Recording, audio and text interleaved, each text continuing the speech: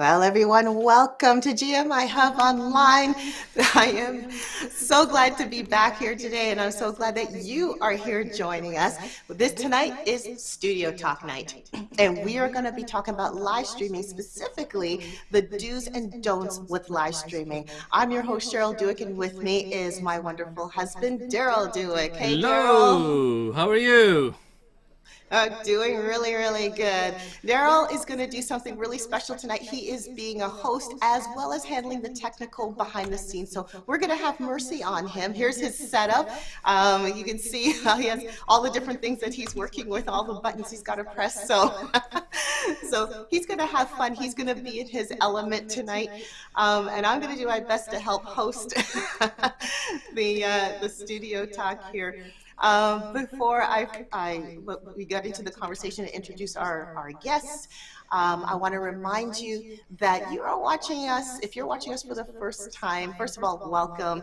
And if you like what you see, I mean, there's a whole bunch of videos here that you can be looking at. But while you're watching this conversation, if this is something that really touches home or really something that you can relate to, especially when it comes to live streaming in churches, go ahead, share this link, share this experience. This is going to be a riveting conversation you are not going to want to miss, okay? So go ahead, hit that like button here, the share button, and share away. Have a grand time doing it. Also want to remind you that if you want to know more about GMIHub, go to our website, gmihub.ca, where you will learn more about the different projects that we are working on. You will find who our guests are going to be for GMIHub Online.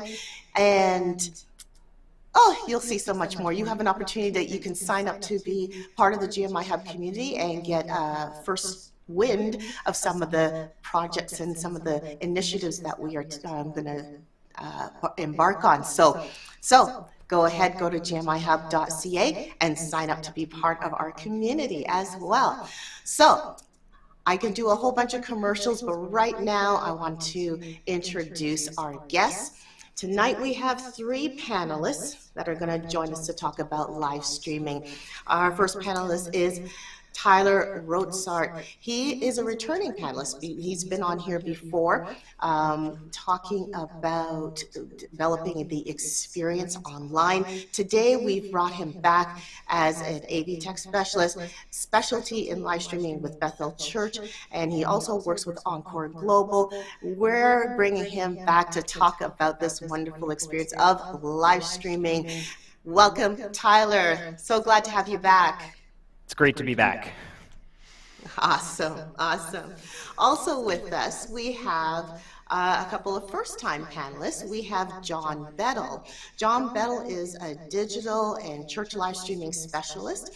And he works a lot with the smaller churches. His support comes from the United Churches, I think, primarily, but he works with smaller congregations and helps them with their live streaming. And he is the founder of Niagara Online Worship, as well as, if you're interested in joining a Facebook group, he is also the founder or the administrator for Canadian Churches That Live Stream. Welcome, John Bedell. Thank you very much. Glad to be here. Awesome. And finally, we also have Martin Sutton. Martin Sutton is the IT administrator at Destiny and Dominion, which is a church congregation here in Toronto. He seems to do a whole lot more than to just to say IT. He does a whole lot more. He handles the networking. He seemingly oversees the live streaming and all the activity related to that. So Martin, I'm so glad that you were able to tear a little bit of time in your schedule to come and join us. Thank you so much for being with us. No, it's my pleasure. Awesome. So without further ado, I'm going to start with the first question. Okay, let's just say, I mean, a lot of churches are probably beyond this, but let's just say there are some churches that are thinking about live streaming. What is one of the first things they need to take into consideration when they decide they want to try and live stream? Human resources. Cheryle. Resources, yes. I'm going to echo that with John. Human resources is definitely a big thing, but I think what a lot of churches need to do is take a step back before they dive into gear and planning and finding bodies, is figuring out what kind of experience you want to build online. So figuring out what you want your end product to be and working towards that. It gives you a good solid goal to work towards and a purchasing plan from there, and really also will help you pick and choose a platform that you're going to stream on as well. Once you kind of have that figured out, the rest falls in place.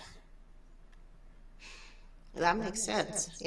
I think sometimes churches need to decide exactly why they are live streaming. For some churches, it may be they just want to reach the congregation that's not showing up in their location. For others, it is we want to reach the world, right? So that's a very good point. And I'd love to hear from Martin and John too. What are your thoughts on what are some of the first things that churches should consider even before they start live streaming? I already jumped in with that one. Human resources to me is the big thing. So many churches look first at budget, but it doesn't matter what you build if you don't have the people to actually put it together.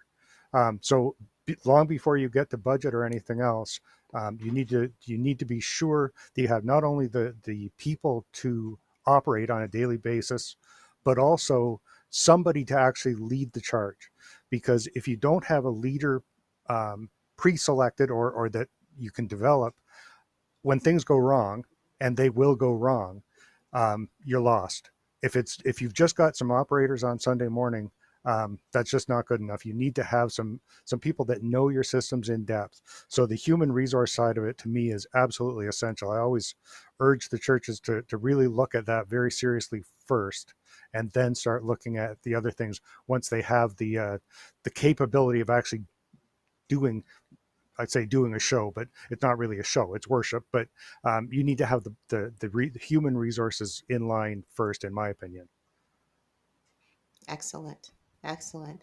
Martin, what are your thoughts on this? Taking a step back, yeah, I can agree with that in its entirety. Like for my church, our backup for me is a 17-year-old, but the kid just picks up stuff and just absorbs it. But before we push forward for like additional production stuff, we spend the time in training, making sure that people actually understand the equipment that they're using, stuff like that, and get the buy-in, and then just watch as they pick up the equipment and then run with it. So yeah, human resources would be the primary task, or primary thing to have resolved first. I love the fact that you mentioned about training, like human resources and training is also very important, as well as considering what kind of experience do you want to develop here online? Who's it for? What's it for? What is the purpose of this? Okay, so let's just say now the churches have looked into this. They've decided we want to build a certain type of experience for a certain group of people. We have our team of people that are going to be taking care of the live stream behind the scenes. Now let's talk platforms. How many platforms should they be on?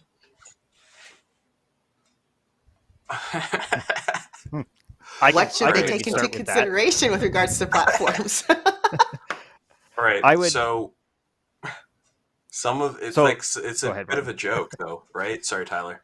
It's a bit of a joke in terms of platforms, because everyone thinks, okay, we got to get onto Facebook or YouTube or whatever, and half those ones, like half the things to let you get onto multiple platforms at once will let you get onto a whole lot more than that. So there are some churches, so like our church is on Facebook and YouTube. We're actually on another platform that we don't really advertise that we're on, and then you can go on from there. But yeah, I start with one. You also want to, like, the fact that people don't think about for it is you want to be greeting people and accepting them and whatever. So don't have more platforms than you actually have the human resources to handle that part of the streaming, because you want people to feel welcome. And you want them to feel like they're part of a community. You don't do that, and then what's the point? Right. Yeah, when looking at and picking platforms, digital engagement is actually a really big thing. Is how do you engage your virtual congregation? And I wouldn't even call it a virtual congregation. I would call it your virtual campus. Essentially, when COVID hit and all these churches started streaming, we planted second churches without realizing it. So how looking at your platform, also looking at the tools for engagement within it to engage your congregation as well. Not many churches do that engaging, though. That's really interesting that you say that. Um, I know there are some churches that will say things like, put it in the chat for blah, blah, blah, or say to, touch your neighbor or touch your brother or whatever the case may be. But not every church seems to grasp that, especially if they're so used to having the people with them. Like they want people in the seats in front of them. And um, so I think of churches like that and go, do all churches need to live stream? Are there some churches that would be better off just doing like a private, like a Zoom thing with their congregation? I would say no. Not all churches need to live stream. If you're a smaller congregation and you want to engage your congregation remotely, doing something like Zoom is perfectly fine. There's a new platform coming out, and I've just signed up for the demo and no way supporting it at this point, called Alter Live. It kind of combines the best of both worlds and allows you to have watch parties. So it kind of replaces Zoom and a live stream at the same time. And it's a way, again, to engage your congregation. So for a smaller church, that might be a better option, where they can host Zoom style meetings and their Sunday service in one platform, or it could just be a Zoom call filmed off your iPhone. That might be the best and most effective route. Awesome. What are your thoughts The there, other John and Martin? So the other aspect of that too, should every church live stream? If you look at it from a stewardship point of view, we're expected to be good stewards of the money that the church has. If every single church is spending $5,000 to put in a streaming system, everybody is duplicating effort. Is that really good stewardship of our resources, or should we be combining and every other church live stream, and the ones that don't have the resources readily available just join in with them? I don't think every single church should be live streaming. Just from a pure economic point of view, that's a huge pile of money being spent that I'm not sure that it is really justified for every single church to be doing this. I think we should be able to join forces somewhat. And just as an example, I mean, the United Church is small and spread out.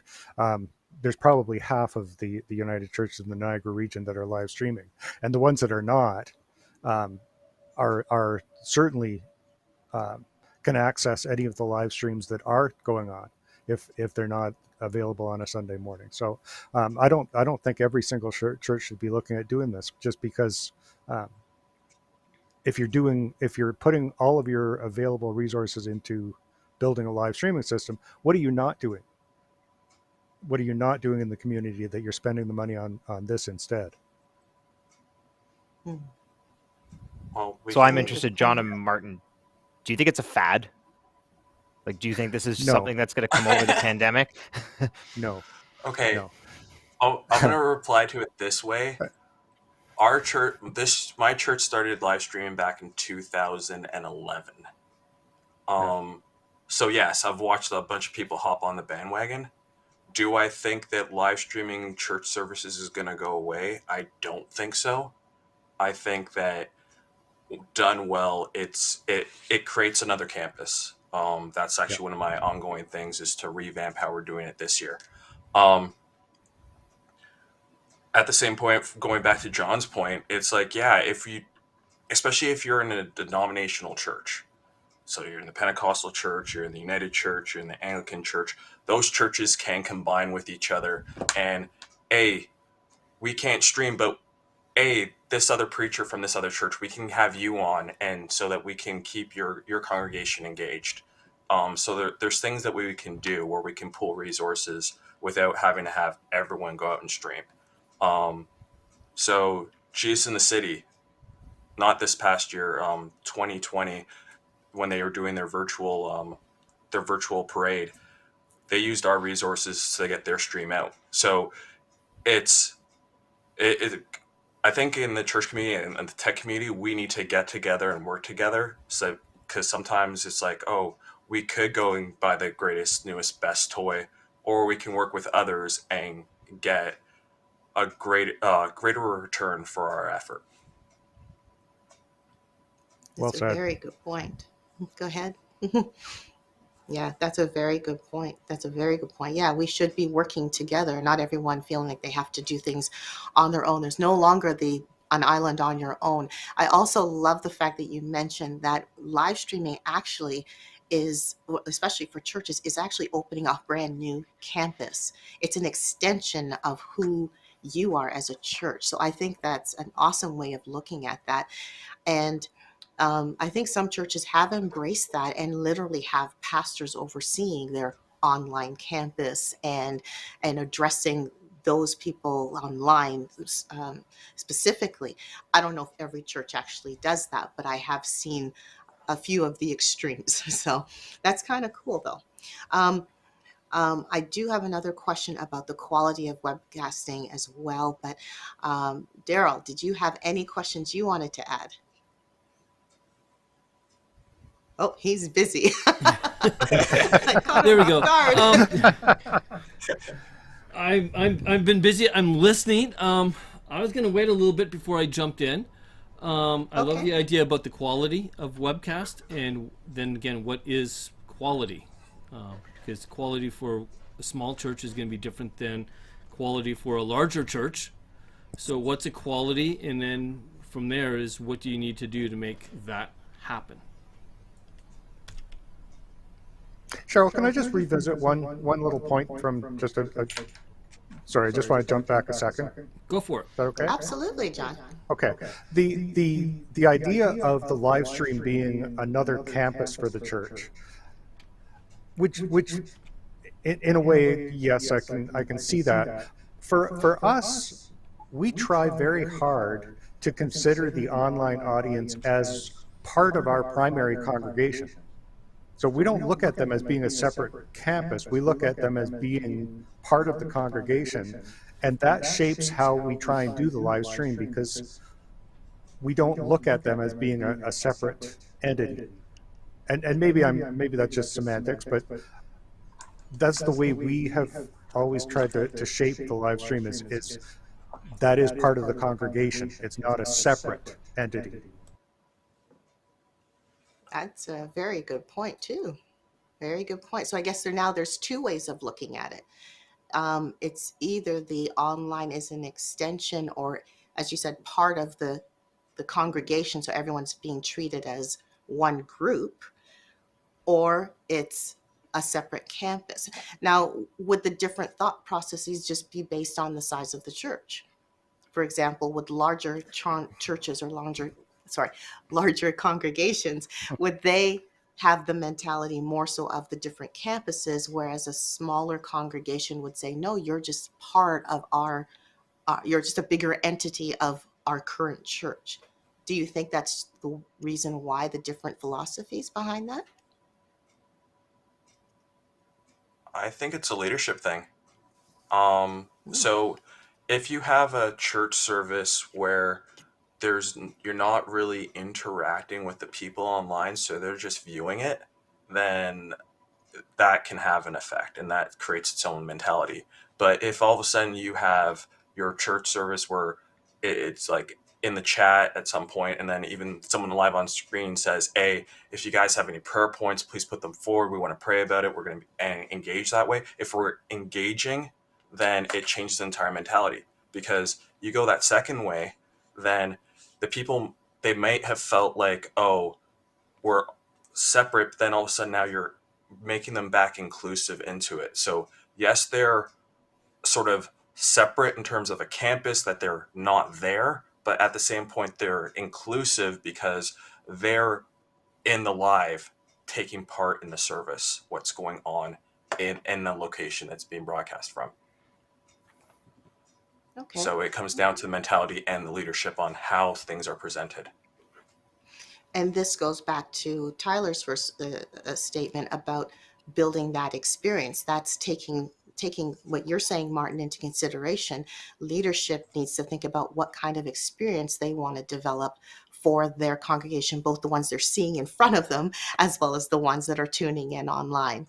That's a very good point. If you're tuning with us for the first time, you are watching GMIHub Online Studio Talk, where we are talking to 3 live streaming specialists, Tyler Rotsaert, John Bedell, and Martin Sutton. And we are talking about live streaming, especially for churches. If this is the first time, or if this is a conversation that you think is something that needs to be shared, please take the link and share it. Share this conversation. You are not going to want to shortchange anybody from this conversation. It is imperative, especially now with pandemic and churches having to live stream. Sometimes they have a congregation, then they can't have a congregation, and closures and all the rest. And we just want to better equip and better inform our churches and our leadership about live streaming. If you want to know more about GMI Hub, please go to our website, gmihub.ca, where you'll learn more about our initiatives, and you have an opportunity to sign up to be part of our community so that you can be first on hand to learn some of the projects and things that we want to bring forth to help the gospel music community. Before we go on to the rest of the next segment of our conversation, I'd love to let us hear a word from our sponsors.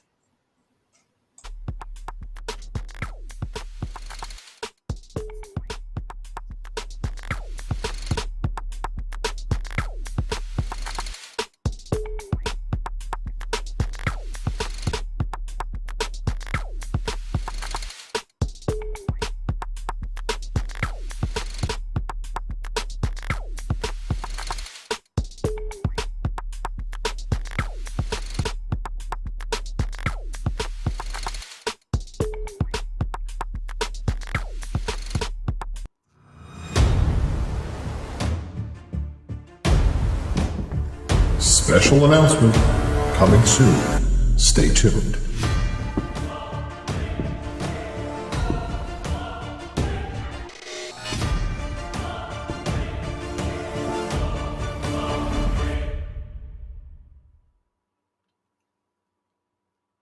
And we are back.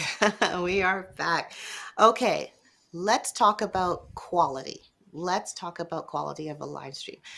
Gentlemen, can you please describe what are the qualities of a good webcast or a good live stream? And I guess let's start off with latency. is that a loaded And question? that would be a perfect example of it. Like, people, when they tune in, they want to see that they have a solid connection. You start seeing the loading bars or whatever, and people just tune out. Like, people got like 3 seconds tolerance. We all know that. Yeah, we can start talking about like the resolution, and then some people are like, oh yeah, 4K. And I'm like, you guys don't understand how much rendering is required for 4K video. Yeah. And it's not even necessary because most people aren't even really watching in 4K, nor can their eye process it. Then we got sound. For our campus, well, where we broadcast from, we have the house is mixed and the stream is mixed separate. And I'll all of a sudden hear something weird, go running down the hall and talk to our sound guy. Typically it's Darryl. He'd be like, did you hear that?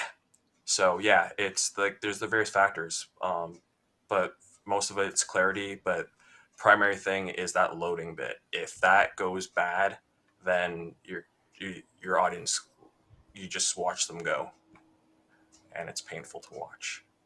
Tears come to my eyes. All right. What?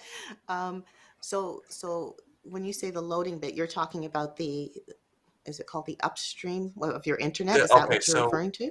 Okay, so I'm referring to, in terms of loading, I'm talking about for the end users, so the people who are watching. If all of a sudden they're seeing that the video staggering or anything else like that, then they're going to go find, there's thousands of churches online on a given Sunday. They don't have to come to your church online. They can go to another church. So if they see you're having problems, maybe they're stalwarts, so they'll have to hang on for a couple minutes or whatever. But if they keep seeing the same problem, they'll go watch another service, and then they'll come back and they'll watch your service at once you upload the final thing and correct all your problems. So the primary thing is, yeah, that steady feed, that steady video feed that they're receiving. So I know the other guys on here typically will probably use a third party service. You send your single feed out, and then it gets rendered, encoded, and sent out to Facebook, YouTube, wherever, and to balance off the entire thing so that your internet connection, how well it's limited, can get out to the various platforms, Facebook, YouTube, whatever, that you need it to go out to. What would be the best platforms that you have found in your experiences? And this is a question for all of you, that has had not as many problems with rendering or getting that feed out there. Is there any one in particular, or is there a set of them that seem to work really well that you'd recommend?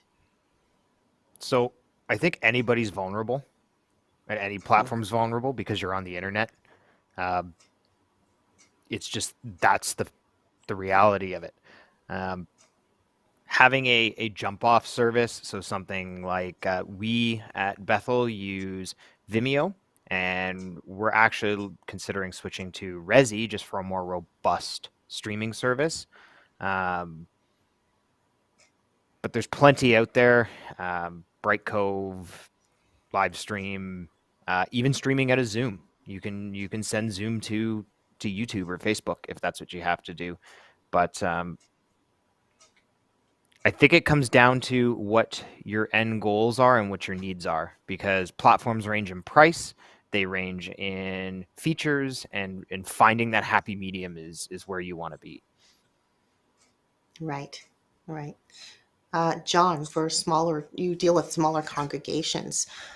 Yeah, and in many cases, because we tend to be somewhat more rural, and even the United Churches that are in urban centers, in a lot of cases, are in less highly developed neighborhoods where we don't have great internet access in many cases. My own church, we're out in the wilds of Stevensville, and the only acceptable way I got to send out our signal, we're using a rural wireless system that actually beams off of the roof of Casino Niagara, about 20 kilometers away from the church, because that was the only way I could do it. Cellular just wasn't giving me a stable enough stream. So for us, it's not so much the platform, it's actually the ability to get to the platform that is the critical step. So depending on what upload bandwidth your church has, that might shape the decision about where you actually send out the signal. And just to build on one of the earlier points just a little bit, as far as quality of the stream, we've always found that sound is absolutely essential. The sound has to be dead clear. Video, people will put up with less than perfect video as long as the sound is perfectly clear. And one thing to remember when you're talking about 4K or high definition video, a lot of people are watching the live stream on either a cell phone or a tablet. You don't need 4K to look wonderful on a tablet or on a phone. Even 720p is perfectly acceptable if you're watching it on a phone. So going to the really high resolution, the really high quality video is really not necessary in many cases. Okay. How about managing expectations of your audience? When you talk video, I think about, I think of one church that I've watched where they have one camera, and I don't think it can zoom. I think it's just set at a wide shot. At least when they started. It started as just a wide shot, and it had very little zooming ability. And then eventually they decided to put two cameras, one that was on the wide shot and one that was just, kind of getting head to torso of the speaker. And they kind of cut between the two. And then there are other places where I've seen they seem to have maybe, I'll say, three cameras and they have different angles, or they're using, I think it's robotic cameras over, say, their drum kit, and I don't know, like they seem to have a whole different, I'll say, production going on. again, I know this goes back to the experience a little bit, but does that, I guess when you talk about the visuals or about video, is that a big factor in having a good quality stream for your audience? Having multiple cameras, for example? Visually, it breaks stuff up. Hmm. It lets people process. Like the original thing when you were talking about that single camera, in my mind, I'm like, that's the funeral home setup. Just that one Yes. camera, long shot, so people can at home can see, oh, there's Bobby Joe and so, and yeah. So that's in my mind that in terms of when you get the additional cameras and which gives you additional angles, and it gives your it gives the guy on the switcher, your producer, gives them more options on what to present and how to compose the presentation of the service to the audience at home or people in like your overflow room and stuff like that. So I'm not going to say more cameras is always better, but more cameras help break things up so that people don't feel tired as they're looking at any given screen and nothing's really changing for, well, if it's one camera, it never changes. If it's two cameras, then it's probably changing maybe every 5 seconds. Sometimes maybe you have a shot that just stays there forever. But if you can get to three cameras, cool. We run 7. So, but 3 cameras can do a lot. You can do a lot with 3 cameras if you can get to that point. Budget. Okay. Tyler, John, what are your thoughts on that? I think even for the small churches, I always recommend at least 2. Simply so it keeps it more interesting, but also most of the time, if you're moving the cameras when they're live, that's less than ideal. If you've got 2 cameras, you can go to one camera while you realign the other camera on the feature, then switch it over, and it's a nice clean transition rather than trying to jerk it around. I've seen churches where everybody must end up seasick watching it from the cameras moving around. So that's way less than ideal, and it's not a great viewing experience. So at least 2 cameras, in my opinion, is essential. We use 3. We don't switch it around nearly as much as a lot of churches do. If you're used to watching TV, you would probably find it kind of boring, but we do zoom in on whoever is being featured at a given moment during the sermon. The primary cameras on the preacher. When the choir's up, we'll go back to a wider shot on the other camera. So having the ability to switch between at least 2 cameras, preferably 3 or more, is, in my opinion, makes for a much more interesting production. And it's not that it's an interesting production, but it holds the attention of the viewers. I agree. Tyler, what's your thought on that? so. When video directing, I always want another camera. You're always sitting there during service going, oh, I could just use another camera. I want that next shot.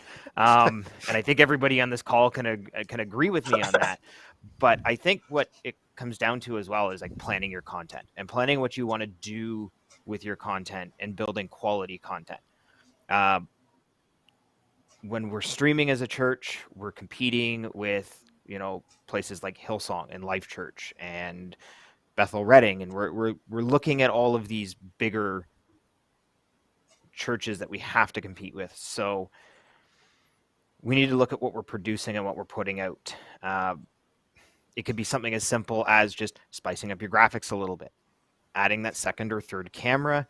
There's a lot of software and hardware products now available to churches that we can do things like lower thirds for lyrics, titles, adverts. So I think the camera portion of it is one discussion, but then looking at the rest of your content that you want to produce and broadcast is another portion of that quality discussion. That's a very good point. I love how you have a holistic view of all of this. It's not just about the technical, but it is about content and talent and all the rest. I love having that. We can have tech for days, but if we don't have a purpose behind it, what's the point of having tech? Exactly. And again, Exactly. we're here to tell the story, the greatest story ever. Yeah. And so by not getting in and spending the time doing it right, again, with Tyler, more cameras, the better. Of great audio. If they can't hear it, if they can't see it, you're not going to tell the story. They're not going to hear it. So where is that? Are we moving forwards? Or are we moving behind? I always have a question going, as much as I'm come from the video director and the live camera switch and camera op, I still watch some of these guys who are doing these bush shows and homesteading shows and some of that, and they're having 30,000 people watch them. One camera, tight shot. Why is that versus a church who's got hundreds of thousands of dollars in gear trying to tell a story and they're only getting 400 or 500? Is that a tech thing? Is that a content thing? So I think there's two portions to that. Go for it. So the first one, I think it's a cultural thing that we need to have a cultural shift and focus back on the church. The second portion of it is I think it allows people, when you're looking at shows like that, it gives them an opportunity to disconnect from reality and consume something that's totally different.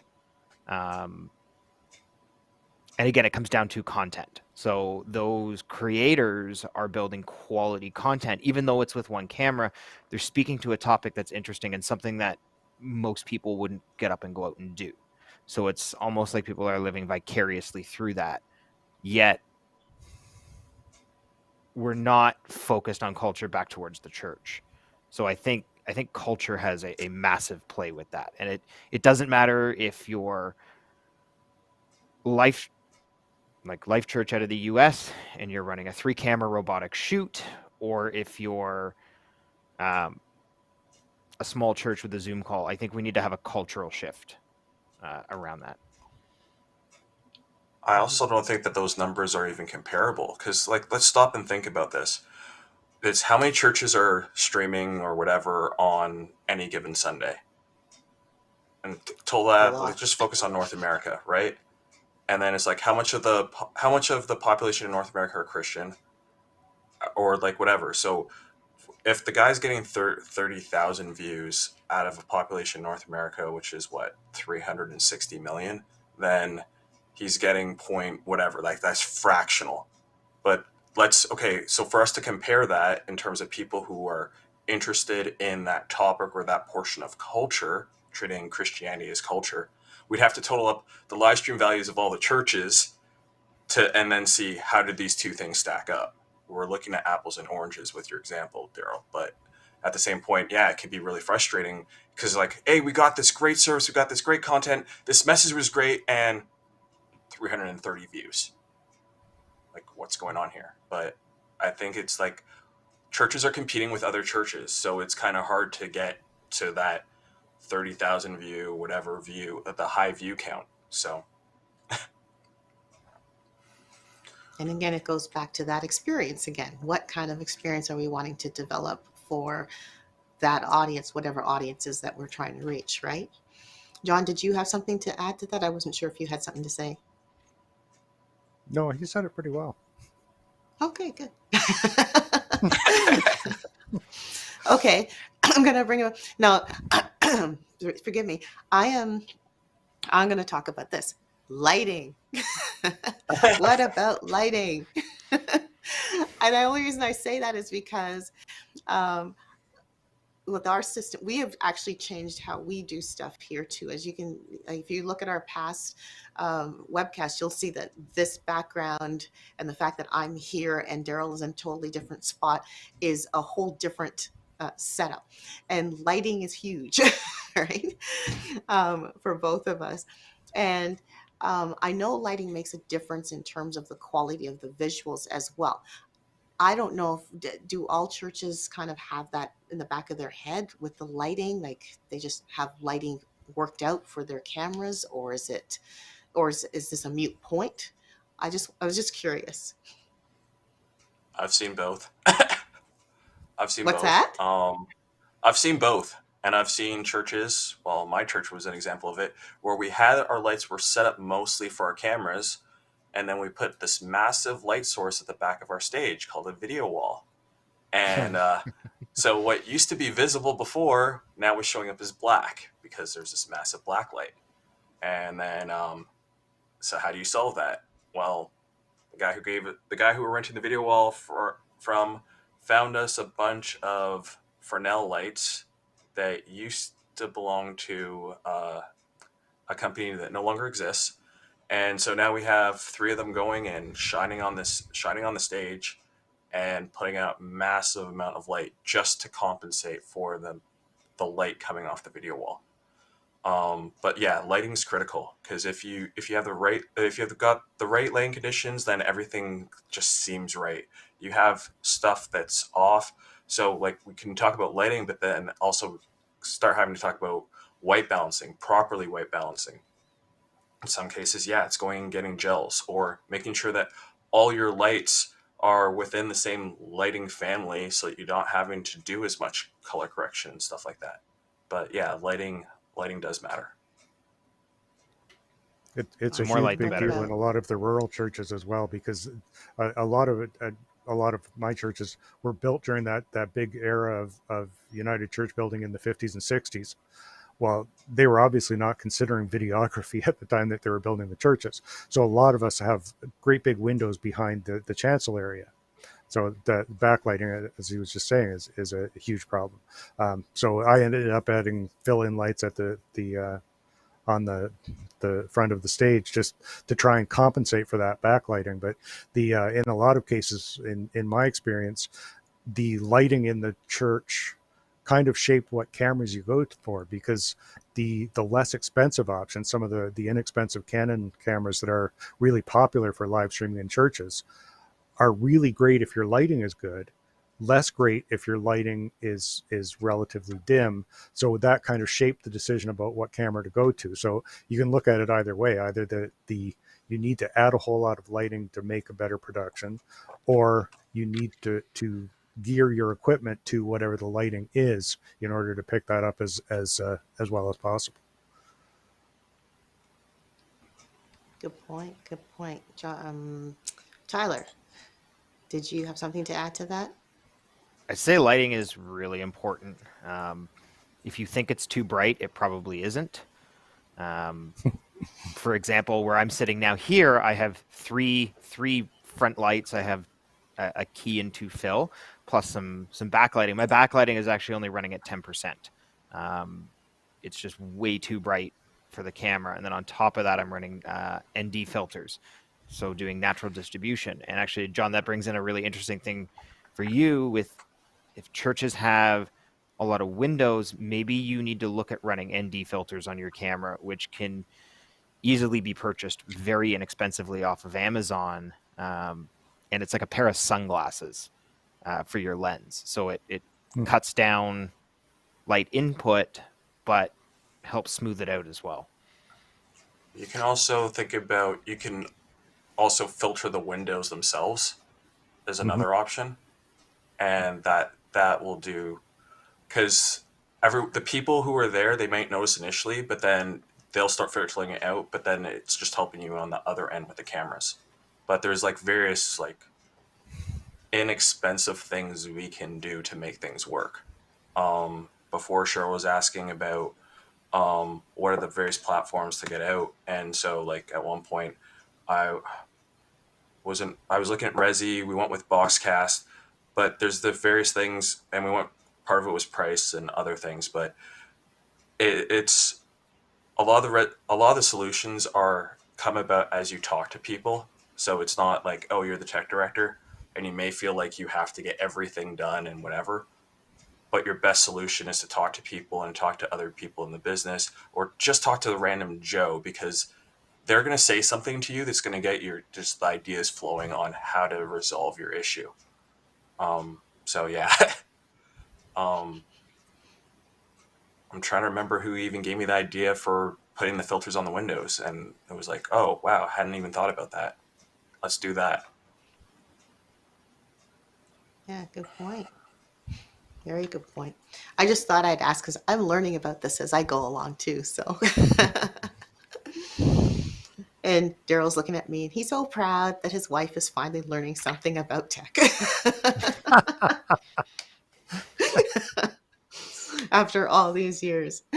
Um, if you are tuning in, I just want to remind you again that you are watching GMIHub Online Studio Talk. We are talking about live streaming. We're going to get into some faux pas and some don'ts when it comes to live streaming. Again, if you are listening to this, please go ahead, share this link with anybody that you feel is going to benefit from this conversation. There are many churches that are doing live streaming, I should say, and this conversation can help them do their live stream a whole lot better. There are others that may be considering live streaming and not sure where to start. This is the conversation you need to listen to. So please go ahead, share this experience. And again, if you want to know about GMI Hub, just go to our website, gmihub.ca, and you'll learn all about what GMI Hub is all about and any upcoming projects that we are working on. We are also available on Facebook and Instagram and Twitter. So feel free to check us out there and follow us. And before we go to our conversation about faux pas, do we have another? I think we do have another commercial from our sponsors.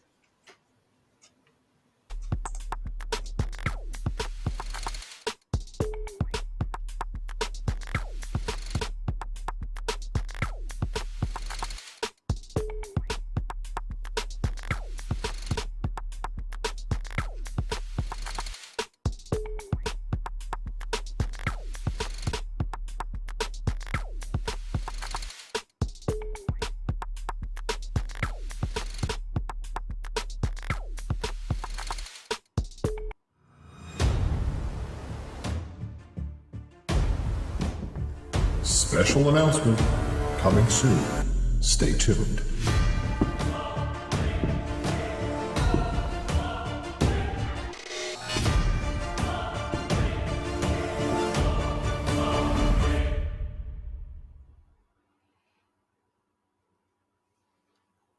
Okay, we are back.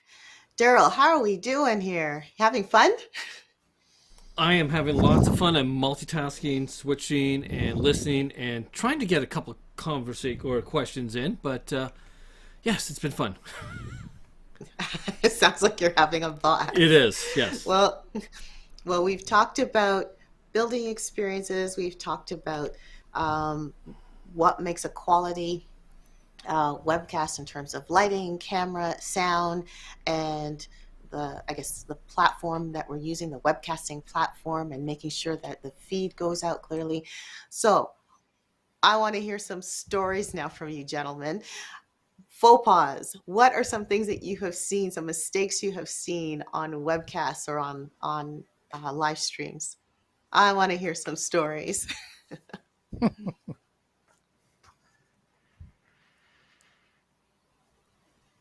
I'll nobody state else the is going to obvious. start. Sorry, I are was we gonna all say going to wear start at the same pants. time? Okay, John, you go first. Okay, so the biggest thing that irks me if I watch a live stream is this only applies really to a live stream, not so much a pre-recorded service where you can do a little bit of editing. But if it's live stream and the church doesn't think about the fact that they're actually streaming out an image to the world and does everything in the same way that they would do normally, then collection takes place and there's 5 minutes of dead time on the cameras where really nothing's happening. When people are going up to do readings and you've got that minute and a half of them ambling down from the balcony to go up and do a reading, all of those things are so simple to plan out so that it's not dead space on a broadcast. If you're in church, you can see the people heading up to the front. It's not that big a deal. But when you're actually doing a live stream, some of those dead periods during the service are quite intrusive. Even, and I hesitate to say this somewhat, but communion should be shaped somewhat differently if you're doing a live stream, because from the perspective of people watching it from home, it's not a particularly engaging process. So the ministry team needs to think about the fact that everything that's going out online needs to keep moving along, or your viewing audience really is going to be kind of bored by what's happening. So to me, that's the biggest faux pas, is just running your service without consideration of the fact that people watching from home don't have the same context. They can't see the whole room. So when there's dead periods, that really takes away from the service, in my opinion. That's a very good point. That's a very good point. And again, that comes probably from that philosophy that you were mentioning earlier, John, that if there's if the concept of doing the live stream is just embodying people that are not physically present, but they're part of the same congregation, the assumption now is being made, well, you're here, so you are experiencing what we're experiencing, right? What are some things that they should be doing to avoid that faux pas? Planning. Any Making sure that the talent knows exactly what's happening, but really it's planning out the service and making sure that the whole worship team and the tech team have worked together to know what's actually going to be happening next, so that things can progress in a logical fashion, so that the tech team knows what camera is going to be up next, where people are going to be, so they can have the if somebody's heading up to the lectern to do a reading, the camera should be set there so that when they're there, you switch to that camera and away it goes. Just, to me, planning really is the biggest thing to clean up how the service flows. Right. I think it needs to be a rundown for every time you go out and do a show or a service. There needs to be a rundown of what's happening, step by step, one at a time. Right. Agreed. And if you're wondering, I have a guest here that just joined me. It's my dog. Oh, sorry, guys. Yeah, one of the ways to encourage all that, the rundown and all those aspects, is let the people who are taking part, the leadership, whatever, encourage them to go back and watch the stream, because they're going to have their own notes. They're going to pick up on stuff, and they're like, oh, that was dead time. How can we fix that? So it's like revisiting, also having post-production meetings to highlight those various things and address them as soon as possible. Good point. Very good point. Tyler, do you have anything to add to that? I would say slow down. Don't rush it. I find when I look at a lot of streams, people are trying to rush through things. They're trying to get too much up on screen all at once. If it takes a minute, it takes a minute. Things don't have to happen instantly. It adds a human factor to it. So it's less clinical, less sterile. And yeah, I can echo the pre-planning. Like we run a service producer position on a Sunday morning, who is just in charge of directing our live stream. Having that extra, I know it's an extra person, but it might be beneficial. You might not have that in a smaller church environment, but that could just be the person switching. And I will also echo having a rundown of some sort. We actually get our pastor speaking notes for their sermon on a Sunday morning, so we know exactly when verses are coming, key points, slides, and all of that, so that it helps us better prepare. So the more you can work with your leadership to equip your team, the better your team will perform. Okay. Very good. Okay. So any other faux pas that you have seen?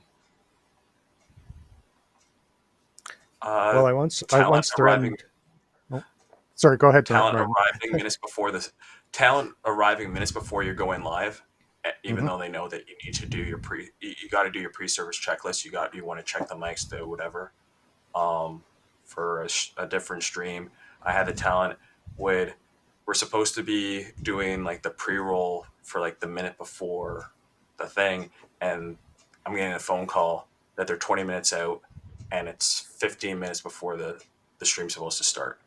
And it's like, no, we need the time in order to do everything, to make sure your lighting's good, if like depending on your setup, stuff like that. Yeah, so sometimes it's like the timing factor for talent or for people just being like, no, there's a reason why we need you guys to come in early.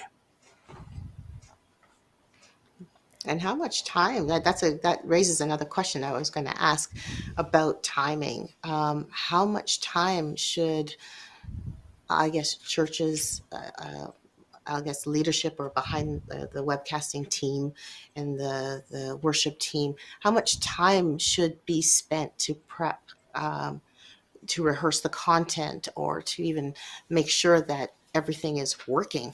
Like the people on stage are where they need to be, that the cameras are working, that lighting is just the way it needs to be, that sound is the way it should be. How much time do you recommend that they should uh, spend on that? So I think that can vary depending on the complexity of your stream. If it's one person on camera, sure, 20 minutes ahead of time might be enough. But if you're looking at multiple factors, so if you're doing any pre-recorded content, streaming bumpers, if you're doing things like lower thirds, if you're doing video announcements, or you have other video content coming in, you want to leave yourself enough time to maybe watch that video from start to finish. I know sometimes that's not feasible, but it gives you time to check and make sure it's going to roll live. And I think one of the big things is creating template files. So if you're using the same thing every week, you can save yourself time by using templates rather than starting from scratch every Sunday.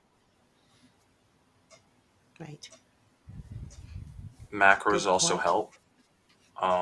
Like we haven't talked about, hey, what's your presentation software? But some of the presentation software can let you run a different package for your midweek versus your Sunday service for churches that have midweek services. But yeah, there's some things where it can be quote unquote automated, but things can go weird. Our presentation computer, so the one that handles the video wall as well as sending out their lower thirds, as well as our stage display, it had a weird glitch, and then there was another glitch that happened, so there was no video wall this past week. And the guys, they started doing their check 2 hours before the service, and it still didn't get resolved in time. So it varies. Like Tyler said, how complicated is your entire setup? We have to do at least, we're looking at 2 hours before, because our pre-roll for our services is 15 minutes. Why is it 15 minutes? It gives us 15 minutes. So if all of a sudden our encoder goes down, we have 15 minutes we have enough time to recognize it and get the OBS box up and running to get the feed out. Right? It seems stupid, but that's why it's set up that way. Wow. Okay. How about, I'm just looking at our time now. Any other faux pas that we should be warned about? Making Just sure one pets are quick put one. away. I heard a quick one. I heard three things. Sorry. I was just going to throw one in there, particularly if you're going into a different venue to do something on a temporary basis, just a special event. Often you'll get people that will say, I don't need to be mic'd. I've got a great voice. You'll all hear me. Obviously, that can't happen for a live stream, because if you're not mic'd, not only the room itself, nothing's going to pick you up for the live stream. So it's just one of those things, educating the talent, the fact that everything needs to be mic'd in one way or another in order for it to get on the live stream, or it's excluded. It seems so self-evident to those of us that are doing this all the time, but I can't tell you how many times I've gone in and found a minister or a musical type that, oh, I don't need to be mic'd. I've never heard that, but I can see that happening, actually. I think a couple of you, was it Martin or Tyler? Did you also have something related to that, or something different? Darryl was saying something. Oh, Darryl. Yeah, I was saying we got to make sure the dog is put away for the next cast. Yes. Well, she's lying down now. She's calmed down, and thankfully she's not barking. Because she was snowed in today. What was that? It's because she was snowed in today. That's right. Like, oh, it's That's no. right. She had a lot of time in the snow, so she's calm today. So Okay. one more thing I want to add, actually, Cheryle, to the faux pas is it's okay to soft launch something. Don't rush to it. I think you lose viewers when they see a fail. So if you want to try something new, try it offline. You don't have to hit that stream button. Mhm. Work everything out ahead of time and then launch it. Like we at Bethel, we tried to launch a segment, and thankfully I recommended soft launching it and trying it offline first because it was never going to happen live. So we've gone back to pre-recording that and playing it back. If we hadn't have done that, we probably would have lost viewers right off the get-go of our stream. Good point. And that's a great lead into what my next question was going to be is other pointers and tips that you would like to give churches and other entities that are wanting to do live streaming. What are some things that you'd recommend that they take into consideration, that they do? What are some best practices that they should take into consideration and do? And I think what you said, Tyler, was a great kickoff for that. But if you have any more to add, feel free. One So recommendation I have for people is, especially if they're like sort of in our position, if you're not already streaming or whatever, ask around, ask other churches if they're streaming and if you can come in and see what they're doing so that you can get a better grasp of what's involved. Because a lot of times it's like, oh, we can do this, we can get, and they don't have that grasp. So if you can do that, and then it also helps you because then you have someone to bounce questions off of when stuff goes wrong, because things will go wrong. Horror story for me was Mother's Day 2020. First half hour was just dead air because the OBS machine just couldn't get stuff out. Had to drag it in to StreamYard, which I don't really recommend to try and do your services through. And so for the first half of that service that actually went out, it had my name in the bottom left-hand corner. Yeah, that was kind of embarrassing. But it got the service out, right?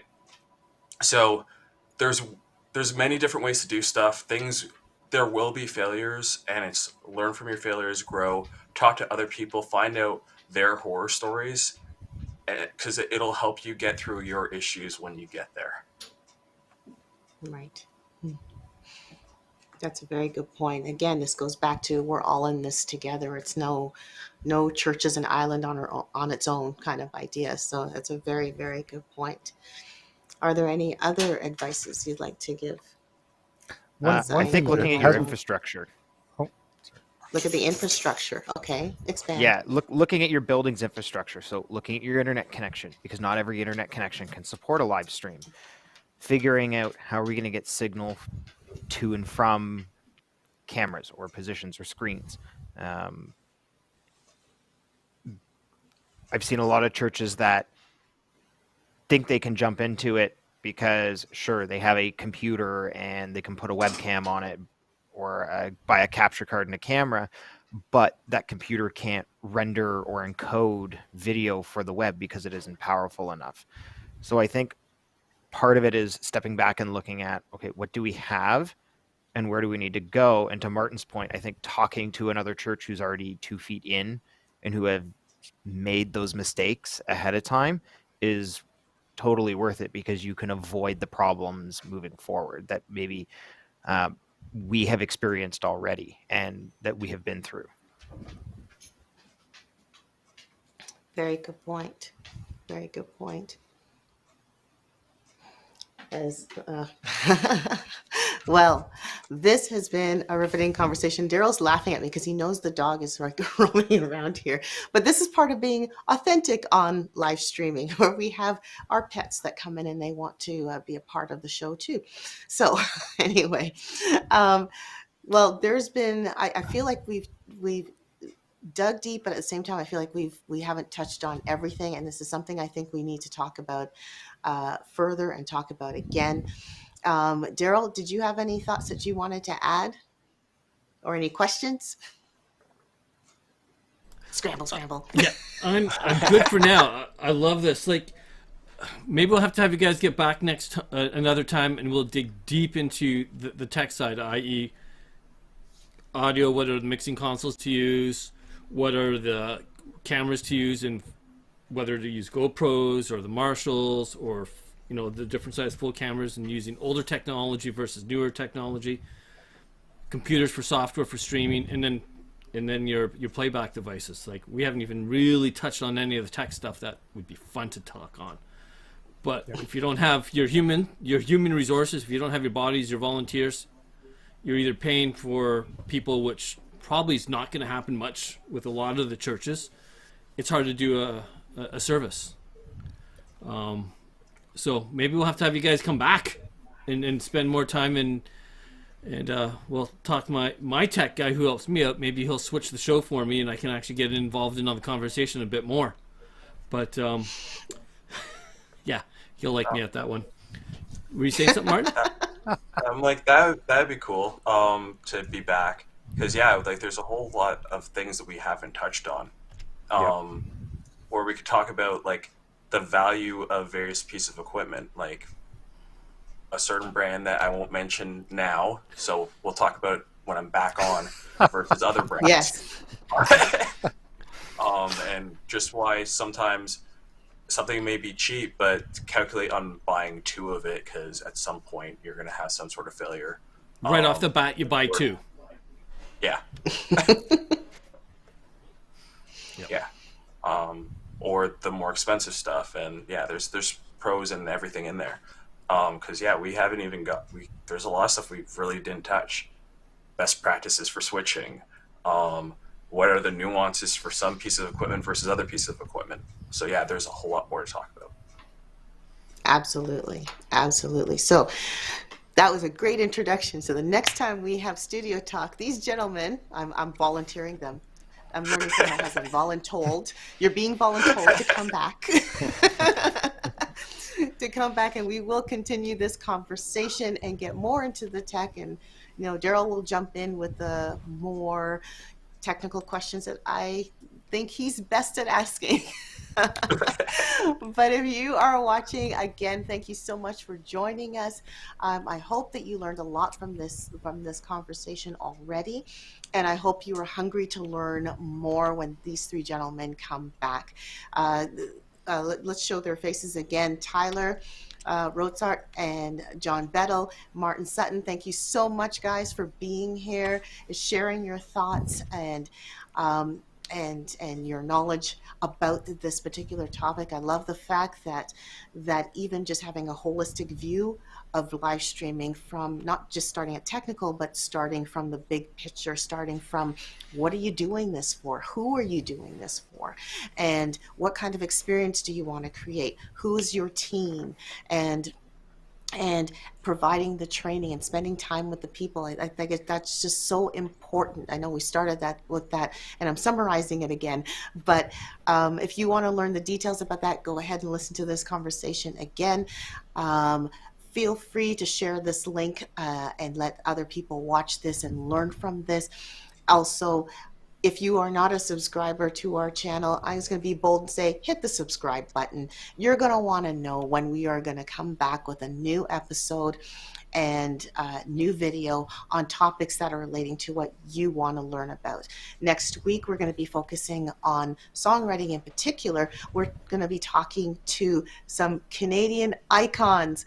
We are going to have Brian Dirksen, Steve Bell here with us, as well as John Chisholm. He's been a panelist with us before. John Chisholm from National Christian Songwriters. And all three of these gentlemen are going to be talking about what makes a good praise and worship song, especially today, and especially with the pandemic and the way churches have to operate now. So I hope that you will tune in with us next week to hear these great gentlemen also talking, but I also thank these three great gentlemen for being with us, and look forward to having you all back. And I thank you, audience, for being with us.